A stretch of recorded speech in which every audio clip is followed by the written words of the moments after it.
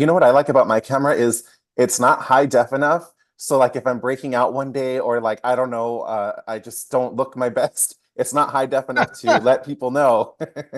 And these are the things that people want to know as they're watching this right now.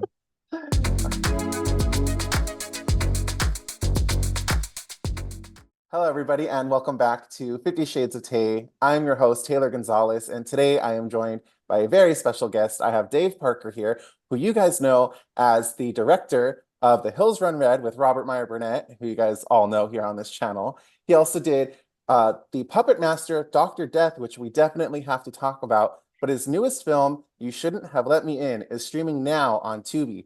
Dave, thank you so much for joining me, and welcome to 50 Shades of Tay. Thank you, Taylor. Great to be here. Great to finally meet. It's been a long time coming. This Mhm. this meeting of the Burnett verse, in a way, has finally happened. I mean, I'm sure some of the people, hopefully, some of the people that watch your stuff have watched Midnight Metal, Oh, yeah, I if think so. if they're cool enough. I mean, if it's cool enough. Doesn't No, happen I think often so. anymore. Now it's only a very special event on Rob's channel. Mhm. But yeah, I think you've probably been on sometimes when I haven't been on, or at least on some sort of midnight show where he's forcing you to drink wine. Uh-oh. You know, the last time I did one, I woke up the next morning hungover, super hungover. I drank the whole bottle on air. And then I woke up and my computer had little drops of wine dried all over it. it's perfect. It's pretty on brand for me. Well, just think what happens in the Observatory. Oh, I know. You went through a bottle Shenanigans. of wine, he went through a bottle of Jameson. So, but we're Mhm. not here to talk about that. Yeah, I It's all guess. good. It's all good. It's all good. But The Hills Run Red, you and Rob worked on that movie together. And it's hilarious because the other day I asked my boyfriend what the scariest movie he's ever seen is. And he said The Hills Run Red. Lying, No, lying, I think he's lying. serious. I think he's serious. And he doesn't watch horror movies.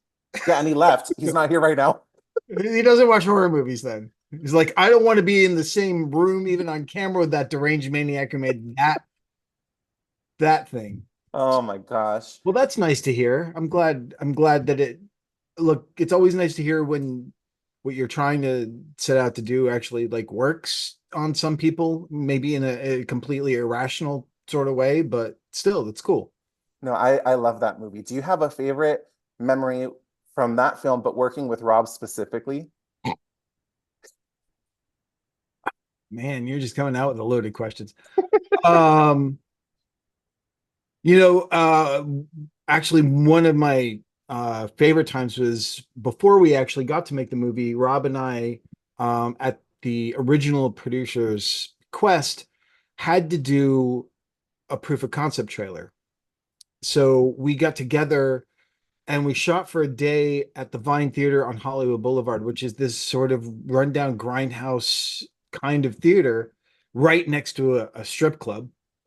So it's very classy, but it's exactly what we needed. And we had so many of our friends come down, and be in the theater as dead corpses and murder victims. And they put the Hills Run Red on the marquee outside, and it was a whole production. And that's one of my favorite things. I mean, there's so many experiences and moments in Bulgaria that were really incredible and special. But I think what it was the special thing with Rob and I with that movie is, and he'll give you a different story, but that we were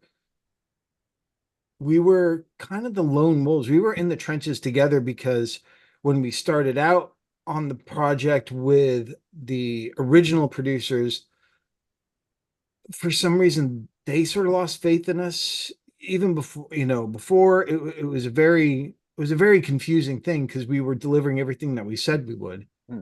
And then when we went to make it with Warner Brothers, not that they weren't great and there weren't people like Eric Olson and other people that were incredibly supportive of us, but again, we were in the line producer, the boots on the ground sort of people, the wild cards, the untested people.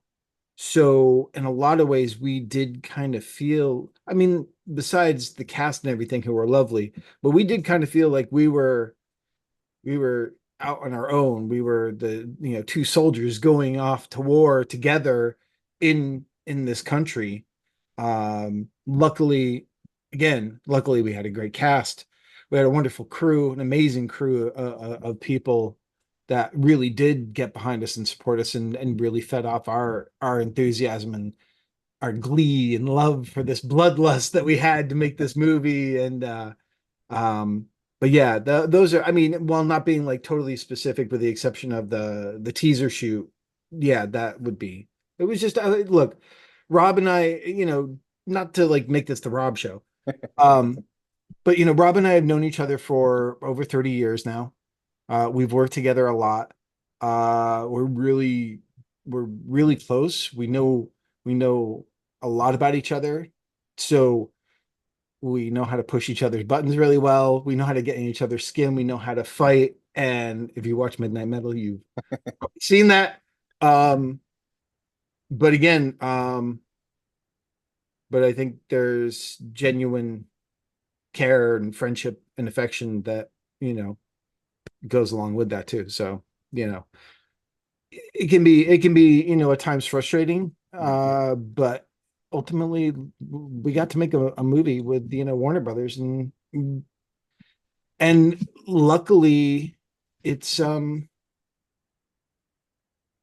of it has sort of carried through and lasted in the years since it came out, which is nice because there's so much stuff out there now that it's hard to make an impression. So even if it's just the killer making an impression or, something about it that makes an impression, you got to look at those things as kind of a win. Yeah. So, and we did that. So that's cool. Yeah, that is such a fun movie. And yeah, I've heard so many fun stories because Rob and I, when we used to work together, we would go to this place, I think it was called Four Serranos for Taco Tuesday, even if it was a Wednesday, even if it was a Friday. And so I got to hear lots of behind the scenes stories of making this film. Is there any movement or any talk about a sequel? No, No. no, there's a couple, I think there's a couple reasons. There's a couple issues with that. One, it was a Silver Pictures movie. Hmm. Silver Pictures doesn't exist within Warner Brothers anymore. It was a Warner Premiere movie. Warner Premiere doesn't exist anymore as a division. I doubt Warner Brothers, for the most part, is even aware that they have the movie. But the other thing you have to, you know, whatever it is, it because of the nature of when it came out and everything, it just isn't one of those things where, this little movie comes out and creates this big groundswell, which, it didn't. It came out and it did all right and everything, but it's not one of these more cultish, building up cultish sort of films that would, the demand isn't there, I don't think. Hmm. You know, we're I don't think Rob or I have heard a lot of people like go, oh, you hear like individuals go, oh, is there going to be a sequel? And but not like en masse where a place like Warner Brothers would even, pay attention to it. And the thing is, they aren't really making movies now for like direct to streaming Right. or, I mean, their last one that I remember that was going to be just direct to HBO Max Mhm. was Evil Dead Rise. Oh And my then God. and then they were like, "Oh no, this is so good. We're putting it in theaters." Mm. So, Yeah, that's yeah, true. it's a number of things, but yeah, I don't think so. But I always say, sometimes one's enough. Mm. You know, you know, it would be nice if Warner Brothers just like license the killer. Like, let's Mm. get t-shirts and action figures and shit Oh, that'd like be that. awesome. And then go from there. That'd be cool. Yeah. Oh, I love that idea. So in 2022, you directed Puppet Master Dr. Death. I was wondering how you got involved with the Puppet Master franchise, but first I wanted to let you know that the very first Puppet Master movie was filmed literally across the street from me at the Castle Green in Pasadena. Yep. And I every once in a while will go out on my balcony and look over there and think that's where Puppet Master took place. And funny, some people are convinced that that place actually exists on a cliffside Oh, somewhere. I know. That's so hilarious. When I saw that they put it on a cliffside, I was like, oh my God, it's literally right out there. Yeah, but it's kind of cool that they did. Yeah. Well, I got involved with Puppet Master many years ago. I really early on from moving here, I started working at Full Moon Entertainment for Charles Band. And I started and subsequently got Rob hired there as well. We were working in the promotions department. We were doing all the trailers and what Charlie was calling the video zones, which were on VHS, like half hour making of magazines at the end of every movie. So we were working on those, cutting the trailers, doing all that type of stuff. Um, and while I was there, I'd actually co-written a trilogy of Puppet Master movies for Paramount that never got made, called Puppet Wars, which was all set. It was all before he went off and did more Puppet Master movies set in World War II. This was like the first time he was, because he made three, which was set in World War II. Then he made four and five, which were modern day. So he wanted to go back and make this separate trilogy, focusing more on the adventures after Puppet Master 3, but still in World War II. So me and a co-writer, Jay Wolfel, wrote three other Puppet Master movies, but then uh, Charlie's deal with Paramount ended, and then they had those scripts. So my history with Puppet Master and Charlie go back for a long time, and then I left around 2000, and then it was just around, I guess, yeah, around 20, I guess 20, yeah, it was 2022. Um, I got a call from him to like, hey, you want to come down and meet? And so we did. We had our little reunion, caught up and everything. And then he was like, well, here's why you're here. And he looked over and there was Dr. Death. Oh, that's awesome. So I was like, okay. He goes, well, we want to do this solo movie with this character. I said, is there a story? He goes, no, you can do kind of, I mean, pitch some stuff. You can come up with some stuff. And I did and got a writer on it and worked on it. And it was an incredibly, I mean, I knew going in it was going to be a very, very tiny budget on it. And it was going to be an incredibly short schedule. But I hadn't directed anything in a while. So I was like, well, why not go do it? Just have the experience, make it the best thing you can. And, for me, it was just like, they've been doing so much world. I hadn't seen most of it, but I'd seen the trailers and I had friends who had written some of these newer ones and they had focused so much on the World War II thing and everything. I said, Charlie, I want to bring it modern day. I want to bring it back to modern day. I really want to give it that classic Puppet Master feel as much as I can, given the limitations. And he was like, sounds great. So that's what we at least tried to do. Mm. Oh, very cool. Yeah, I love the Puppet Master We franchise. Do you have a favorite puppet other than Dr. Death? Well, I really liked Dr. Death when we redesigned him because it actually made him look like Eddie from the mascot from Iron Maiden. Unintentionally too, but he Yeah. does. And I'm like, Hmm. I really like him. Um, um, it's a good question. You know, what a great answer to have on video. Let me think about this for a minute. Blade's always cool because he's Mhm. all in black and looks like Klaus Kinski, who he was modeled after. Um, I like him a lot. I like Leech Woman. I like the fact that, she's the grossest puppet of all. It makes no sense how she can puke up leeches on people and where they come from and everything Yeah. else. But it's like, hey, who cares? Mhm. But the funny thing is being around at Full Moon at the time and everything and working there, I was, it was like they were all there. I was around them all the time. And seeing them all work on sets and everything. So I kind of have an affection for all the original Mhm. guys, Oh, all awesome. all the classic guys. Nice. Yeah, I think I do too, because the classic ones, yeah, especially the first one, just stuck with me ever since I first saw it. So And I love them like, all. but I like Torch a lot too because it's cool that Mhm. he's got a flamethrower and all that stuff. Those early designs of those puppets, something, yeah, there was something really special about those. Yeah, no, I totally agree. So your newest film, You Shouldn't Have Let Me In, which is streaming now on Tubi. I watched it over the weekend. I watched it on St. Patrick's Day. I had a giant pineapple Beard? Giant vodka. beard? Oh, okay. No, I had green beer during the day, but then when I got home, I was like, I'm just gonna have the biggest I know where vodka you were. pineapple. You were at Idle Hour Oh yeah, I love Idle Hour. That place is it's so fun. That's like my new hangout spot. with But I, The Rocketeer little oh pub yeah. in the back. Yeah, For people whenever who I don't take know, someone there, yeah, for the first time I have to show them that.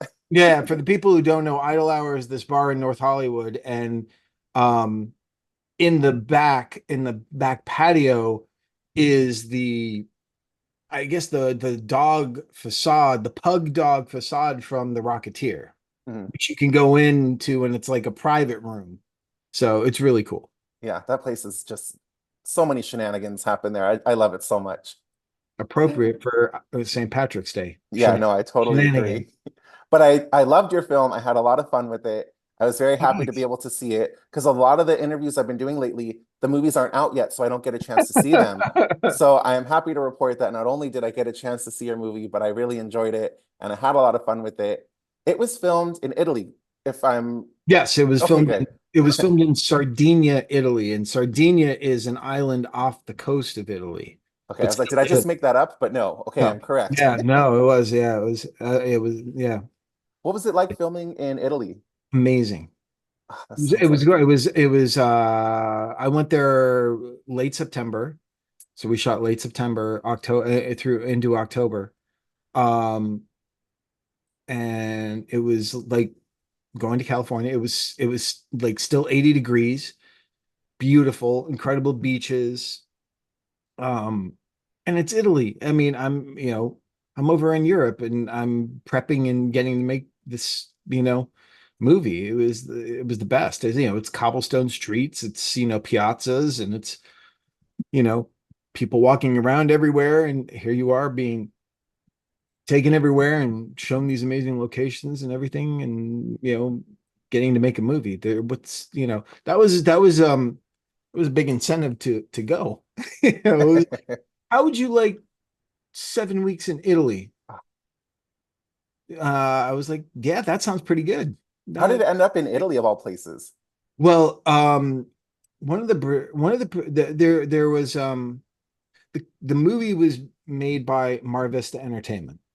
And one of their producing teams is a husband and wife, Roberta and Christian. Roberta was originally from Sardinia. And so another producer at Mar Vista, who is sort of the head of production, Buzz Wallach, who's a friend of mine, uh, just suggested, why don't you go to Italy?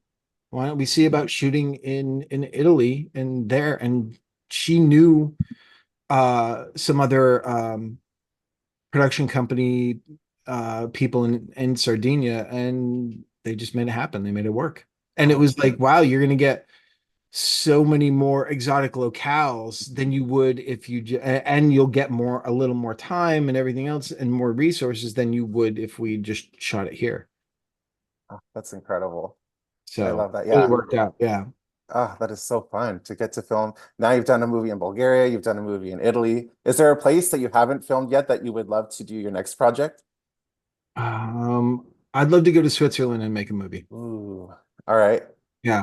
Switzerland's completely different from Italy, and it's a lot of Gothic architecture and incredible landscapes and stuff. That would be pretty amazing, I think. That Yeah. would be one. Um, I'd love to go back to New Zealand, though I didn't actually film there, but I Mm, was working in New Zealand, so that'd be amazing. Um, funny enough, just the idea of going anywhere out of the US mm, and making something, there's some sort of exotic appeal to doing that because a lot of the time, as you know, these films don't have a huge budget and they don't have a huge schedule mm. and they don't have a ton of money. So it's not like you're getting paid a huge amount or anything like that to just do these. So the appeal of like traveling somewhere you haven't been able to go before or anything like that, that's a big incentive. That's a real draw to me. I Yeah. because half of it is the adventure. Yeah, the experience of it all. That Yeah. sounds incredible. Did you do anything special to celebrate the release of your new film on Tubi? Well, it was weird. No. Oh no. No, no, I didn't have a viewing party or anything else. I literally I was doing another friend's podcast uh Oh, in the evening on Thursday, and then I came home, had dinner, and I turned on TV. It was around like 9:30, and it was on. It was like I was expecting it to be midnight, but I guess it's oh. like, well, it was midnight on the East Coast, so it Mhm, was on already. So I was like, well, let me turn it on. So I sat there, watched it myself as I had dinner, saw where the commercial breaks are. mhm. I go, okay, they didn't like go in the middle of the scene or anything like that. They actually sort of picked them well. So I was like, that's good, sounded good, looked good. So that was, yeah, that was kind of it. It's weird because, you know, these things that are made now for streaming channels and this type of thing, um and by the company Mhm, whose channel it is, because it was a Marvista production for Tubi, so mhm. it was not an acquisition by Tubi. They paid for it, they made it. But there's no film festivals, there's no premiere or Mhm. cast and crew screening. The cast is all over in Europe, so we couldn't do that. So it was like, I guess that's how it is. The premiere is in, you can be in your pajamas now. Yeah. So That's kind I of mean, nice. it's kind of nice. It's less stressful. Yeah, I'll that's true. I'll say that. Yeah, So yeah. Was there a scene in this film, and I think I already know the answer, but was there a specific scene in this film that was the hardest to pull off? um there were many. Um there's a scene towards the end which is sort of not the very end even. Um it's a scene where the vampire hunter Dario is squaring off with Victor, who's the main vampire. We're in this villa. They're sort of in the entryway, which is a very big entryway. And then they have a fight, and then another character comes in, and then that happens, and there was just all this stuff happening there, and that was a whirlwind. That was, and we did that all, and we did more on that day than just that, but we did all of that in one section of night. Of course, towards the end, because why would you schedule that anywhere besides the very end of the night where you're rushing always? Mhm. So we did about, I want to say, between 23 and 28 setups in almost a half hour. Wow.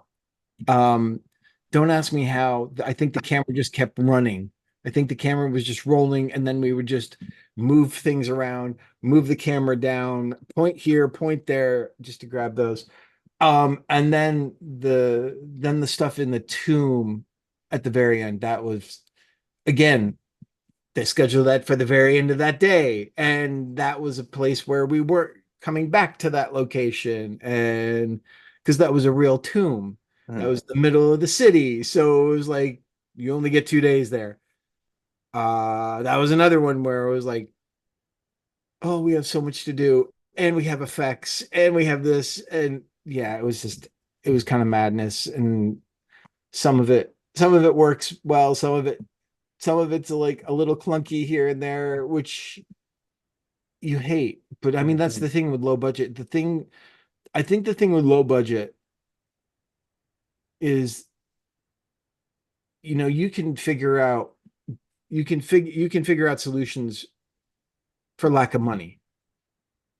It's the lack of time that's always a challenge. Yeah. The time is what kills you. The Mhm. time is the real thing that you fight. So Yeah. One more thing that I wanted to ask you about before I let you go is I know you partake in an annual event called the Yorkie-thon. Yorkie thought, yes. Yes. And for those who don't know about it, can you explain a little bit about it and how people who are interested can get involved? Yeah, absolutely. My friends Adam Green who's another horror director, and Joe Lynch, another horror director. Adam's done movies like the Hatchet series. He did Frozen, not the Disney film. Uh, and Joe has done Suitable Flesh, which is new, and he's done Wrong Turn 2 and Mayhem, and they've just been friends for a really long time. So Adam has a Yorkie. Um, and so about, I want to say six to 8 years ago, he decided he wanted to start doing this charity event, which is an online kind of 48-hour marathon where he has guests come on and you can watch it all online. And then he asked for people to donate, and all the donations go to this particular rescue um, that he's chosen that is dedicated into saving Yorkies. And he can, if you go search Yorkie-thon, it probably can explain it much better than I can. But anyway, so um, for the first couple of years, he asked me to be a guest on, or it's like, hey, can you come in at 4 in the morning and do a commentary on a movie just to kind of keep the ball rolling and Right. everything? Is there because they would stay up literally for 48 hours straight doing this, and they were exhausted. So someone coming in doing a guest commentary or something, it gave them a little breather. Mhm. And then about 5 years ago, they asked if I wanted to uh, kind of take charge and quote unquote direct. They do these live script reads, and the scripts are always scripts that are have never been made, or an alternate version. Like we've done the original version of Final Destination Mhm. called Flight 180, which is different from the movie, and it was by the script written by the original writer Jeffrey Reddick. We've done the original draft of Back to the Future. We did an unproduced version of Friday the 13th, which was going to be the follow-up to the 2009 movie. We did Freddy versus Jason, an unfilmed version of Freddy versus Jason this year. We did Night Skies, which was John Sayles' script for Steven Spielberg before he made E.T., which was sort of the violent E.T. It was sort of kind of like a weird follow-up of Close Encounters in a way. So we've done all these sort of, they're always either early drafts or drafts or versions of movies that were never made, just to keep it special. And then we get a full cast of people. Chris Carr was Mhm. on Final Destination, I believe. Um, and yeah, we've gotten voiceover actors and other actors and celebrities and stuff like that to do it. And it's all for a good cause. We're just like, yay, and it's difficult too because it's always right around Christmas time. So, it's hard because, people have expenses and stuff like that, but Mhm. it's been great. They raised uh almost $40,000 this year. Oh, wow, that's great. And it really does go to good use. Mhm. It goes to save these dogs. So yeah, that's been maybe that's my penance for all the evil that I do on screen. Oh my Or goodness. all the evil I'm trying to do on screen. So I don't know, man. No, I love it. And thank you for talking about it because, yeah, I know that you take part in this every year. So I was like, we got to talk about it a little bit No, before I we. appreciate it. Yeah, it's really important. And if you go to if anyone who's interested, I think if they go to Aries Scope, like the zodiac sign, ariescope.com, I'm sure that's Adam Green's company website. I'm sure they have a lot of information on it if you want to know more. Awesome. Thank you so much. Well, Yeah. Dave, it's been so nice to finally meet you. I really appreciate this opportunity. For people who are interested in following you on social media or keeping up with what you're working on next, where would be a good place for people to follow you? No. Don't No. do it. Just don't do Don't it. do it. Don't do it. Don't do it. No, I'm at Parker Vision at Instagram. Parker Vision. Perfect. And yeah, thank you so much for having me on. Again, you shouldn't have left me in. It's on Tubi right now. I'm sure Puppet Master, Dr. Death is on Tubi. I'm sure The Dead Hate the Living is on Tubi. Sometimes even The Hills Run Red comes on Tubi. So if Mhm. you want to see this stuff, Tales of Halloween, definitely on Tubi. Like all these things are my whole sordid career is there for free. Awesome. Yeah, You know what so we got to do now, Dave? Now that we've met, we need to go to Idle Hour and go get drinks and that dog from the Rocketeer. There we go. There we go. We'll Well, bring thank you so Burnett. much. We'll do it. We'll bring Burnett. We'll bring Chris Carr Oh, out. I It would could love be to. like a campy reunion for you Yeah, guys. that'd So, be great. Well, it was all very right. nice to meet you, and thank you for taking the time to do this with me. Thank you. Have a Thanks. great rest of your evening. You too. Bye. Bye.